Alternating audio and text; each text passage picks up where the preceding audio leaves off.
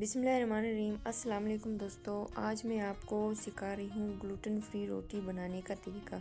तो दोस्तों, आपने सबसे पहले 1 कप पानी ले लेना है, उसको उबालने के लिए रख देना है। उसमें आपने आधा चम्मच नमक डाल देना है और 1 कप के करीब आपने इसमें ग्लूटेन फ्री आटा डाल देना है। जब पानी में उबाल आ जाए फिर उसके अंदर आपने आटा डाल देना है और जब आटे का पानी बिल्कुल खुश्क हो जाए फिर आप इसको किसी बाउल में डाल दें और जब ठंडा हो जाए फिर उसको ठंडे पानी के साथ आहिस्ता आहिस्ता गूंदना शुरू कर दें और इतना आप इसको गूंदें कि इसकी गुठलियाँ ख़त्म हो जाए। दोस्तों, ये ग्लूटेन फ्री आटा रोटी जो है उन लोगों के लिए अच्छा है जिनको गंदम से एलर्जी होती है और उन लोगों के लिए बहुत अच्छा है जो कि डाइट पर रहते हैं, जो कि गंदम की रोटी नहीं खाना चाहते। तो इस तरह से आपने आटा गूंद लेना है और तकरीबन 15-20 मिनट के लिए इसको रेस्ट दे देना है।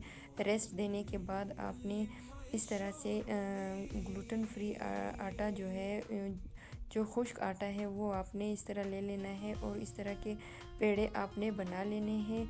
और ये पेड़े आपने इस तरह बनाने हैं कि ना ज़्यादा बड़े हो और ना ज़्यादा छोटे हों।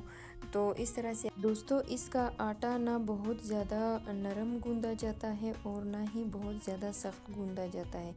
ये चूँकि गंदम की रोटी की तरह नहीं होता, इसलिए इसको गूंदना थोड़ा मुश्किल होता है। इसलिए इसको पहले आप पका लें और उसके बाद इस तरह से पेड़े बनाकर और आप इस तरह से इसको बेल लें। और दोस्तों, आपने तवा जो है ना वो पहले से गरम करके रखना है और तवा अच्छी तरह गरम करें। और क्योंकि जब आप ठंडे तवे पर इसको डालेंगे तो ये रोटी जो है सख्त हो जाती है। तो दोस्तों, आपने इस तरह से या तो बेलना की मदद से बेल लें या फिर हाथ की मदद से इस तरह से घुमाते हुए आपने बना लेना है। तो दोस्तों, आपने इसके किनारों को बहुत अच्छी तरह से दबाना है और तवे को गरम करके इसके ऊपर रोटी डाल दें और इसके ऊपर थोड़ा सा पानी आप छिड़क दें। और पानी छिड़कने से ये होता है कि दोस्तों कि अगर ये साइड खुश्क होगा तो इसका जो खुश्क आटा है वो तवे के ऊपर चिपक जाएगा और रोटी जल जाएगी। इस तरह जब इसके ऊपर बुलबुले से आने लगे और आटा जब खुश्क हो जाए तो उसके बाद आपने इसको पलट देना है। तो दोस्तों, अगर वीडियो आपको अच्छी लगे तो चैनल को लाइक और सब्सक्राइब करें।